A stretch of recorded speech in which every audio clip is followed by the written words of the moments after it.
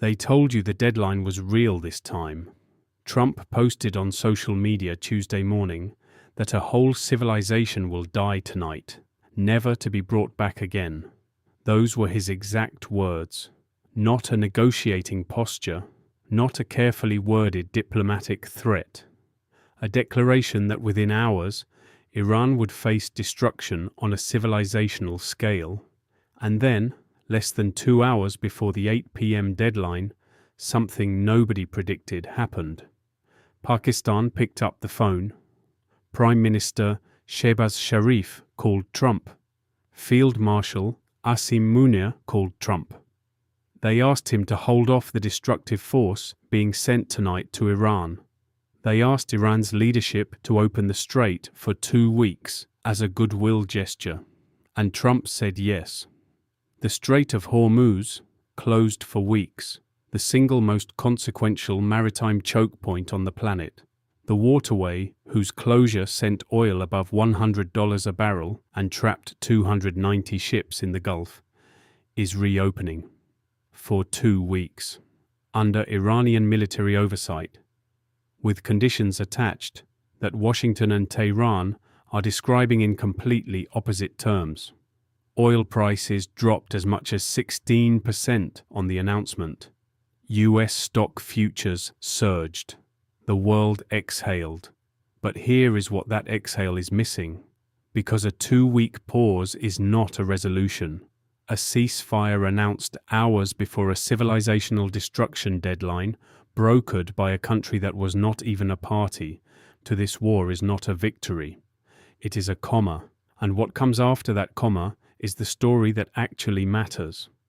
I am going to walk you through exactly what happened, what both sides are claiming it means, and why the most important details are in the parts of this agreement that nobody is talking about yet. Stay with me. To understand why Tuesday's ceasefire announcement is more complicated than the headlines suggest, you need to understand the 48 hours that preceded it. Sunday, Trump posts on social media demanding Iran open the strait. The language is explicit and unprecedented for a sitting American president. He sets a deadline of 8 p.m. Tuesday. He threatens attacks on Iranian civilian infrastructure, power plants, desalination facilities, energy systems that keep 90 million people alive. Monday, Iran rejects the proposal.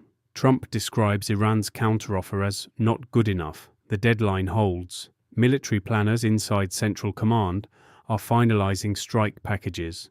The region braces. Tuesday morning, Trump posts that a whole civilization will die tonight. Oil markets spike. Panic spreads across European and Asian capitals. The 290 ships still trapped in the Gulf sit and wait. Tuesday afternoon, Pakistan intervenes. Prime Minister Sharif publicly posts asking Trump for a 2-week extension and asking Iran to open the strait as a goodwill gesture. Trump agrees within hours. The ceasefire is announced before the deadline hits. Now here is the first thing that deserves serious attention. The country that broke this deadlock was not a NATO ally. It was not a member of Britain's 40-nation coalition. It was not the United Nations. It was Pakistan, a nuclear-armed nation with deep historical ties to both Washington and Tehran that has been watching this war from the sidelines and chose Tuesday afternoon as the moment to step in. That is not an accident. Pakistan's intervention was calculated, timed, and accepted by both sides, which means both sides were looking for an exit that preserved their domestic narratives, and Pakistan provided the door. Trump's framing of Tuesday's ceasefire is specific and worth examining closely. He posted that the US agreed to suspend bombing because America had already met and exceeded all military objectives and was very far along with a definitive agreement concerning long-term peace with Iran and peace in the Middle East. He said the US received a 10-point proposal from Iran and believes it is a workable basis on which to negotiate. He said almost all points of past contention have been agreed to between the United States and Iran, and he declared it a double-sided ceasefire. Read that sequence carefully. Trump is not describing a pause. He is describing a near-complete agreement that just needs 2 weeks to be finalized. He is framing the ceasefire not as a concession, but as the final administrative step before a comprehensive peace deal. That framing serves a specific domestic purpose. It transforms 3 extended deadlines, a missing American airman, a downed F-15E, and an unopened strait into a story of American military success followed by diplomatic triumph. It gives Trump's base a narrative where America won the war and then chose peace from a position of strength. Whether that narrative matches what Iran agreed to is a completely separate question. Iran's framing of the exact same agreement could not be more different. Iran's Supreme National Security Council posted a statement declaring that the US has accepted Iran's conditions as the basis for negotiations and has surrendered to the will of the Iranian people. The statement continued that if the surrender of the enemy in the field becomes a decisive political achievement in the negotiations, we will celebrate this great historical victory together. Surrendered. That is the word Iran's National Security Council used to describe what America did on Tuesday. Iran's 10-point proposal, the same proposal Trump described as a workable basis for negotiations, includes the following demands: complete withdrawal of US combat forces from all regional bases, lifting of all sanctions, release of all Iranian assets frozen abroad, full payment of Iran's war-related damages, and a protocol for controlled passage through the Strait of Hormuz. Those are not the terms of a nation that lost a war. Those are the terms of a nation that believes it negotiated from a position of sufficient strength to demand complete American military withdrawal from the region, full financial compensation, and Iranian control over the world's most critical shipping lane. Both sides announced a ceasefire. Both sides declared victory. Both sides are describing a fundamentally different agreement. And in 2 weeks, when the negotiations in Islamabad begin in earnest, the gap between those two descriptions is going to become the central problem. The Strait of Hormuz is reopening. That is the headline. Here is what the reopening actually looks like. Iran's foreign minister confirmed that passage through the strait will be permitted for the next 2 weeks via coordination with Iran's armed forces and with due consideration of technical limitations. Coordination with Iran's armed forces. Read that phrase carefully. The strait is not being declared open as an international waterway under freedom of navigation principles. It is being opened under Iranian military management. Ships will pass through the strait by coordinating with the Iranian military. Iran is not surrendering control of the waterway. It is exercising that control in a more permissive direction for a defined 2-week period. The technical limitations caveat is also doing significant work. What are the technical limitations? Iran has not specified. Mine clearance operations will take weeks. Anti-ship missile batteries along Iran's southern coast remain in place. Fast attack boat fleets have not been stood down. The physical infrastructure of the blockade has not been dismantled. It has been paused, and the ceasefire itself is conditional. Iran's Supreme National Security Council stated explicitly that acceptance is conditional on both sides halting offensive operations. Israel has not confirmed participation in the ceasefire. Israeli officials have reportedly tied their participation to the reopening of the strait, but missile alerts and air defense activations continued across the region even after the ceasefire announcement was made. A ceasefire that Israel has not confirmed over a waterway that Iran is managing rather than vacating, based on a 10-point proposal that Washington and Tehran are describing in opposite terms. That is what reopened Tuesday night. 3 things are not in this ceasefire announcement that should be.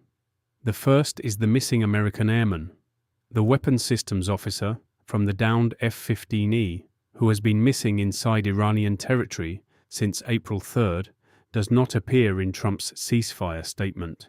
He does not appear in Iran's 10-point proposal summary. He does not appear in the Pakistani mediation framework. An American service member missing inside a country that just agreed to a ceasefire with the United States is not a footnote. His status and the conditions of his return are the most urgent human dimension of this entire agreement, and neither side has addressed it publicly. The second is the ground operation. As of April 3rd, the United States had been formally briefed on a plan to secure Iran's stockpile of approximately 970 pounds of uranium enriched to 60% purity stored near Isfahan. Marine expeditionary units had arrived in theater. A second carrier strike group was en route. EA-37B electronic warfare aircraft had moved into position. A ceasefire announcement does not automatically stand those forces down. The architecture that was assembling for a potential ground operation is still in place. What happens to it during the 2-week negotiation period has not been addressed. The third is the 850 Tomahawk missiles. The United States fired at least 850 cruise missiles in 5 weeks of Operation Epic Fury. Stockpile questions were already being raised publicly before the ceasefire. A 2-week pause is also a 2-week resupply window for both sides. What each party does with that window will shape the balance of power when negotiations either succeed or collapse. 2 paths exist from the Islamabad negotiating table. The negotiations succeed. The US and Iran reach a comprehensive agreement. The strait is formally reopened under an internationally recognized framework. American forces begin a structured withdrawal from regional bases. Sanctions are partially lifted. Iranian assets are partially released. The war ends. And the Middle East enters a new order in which Iran has demonstrated that absorbing a US-Israeli military campaign and still extracting diplomatic concessions is achievable. Every adversary of the United States on the planet updates its model accordingly. The negotiations collapse. Iran's 10-point demands and Washington's definition of what was agreed prove irreconcilable. The ceasefire expires in 2 weeks. The strike packages that were ready Tuesday night get rebuilt.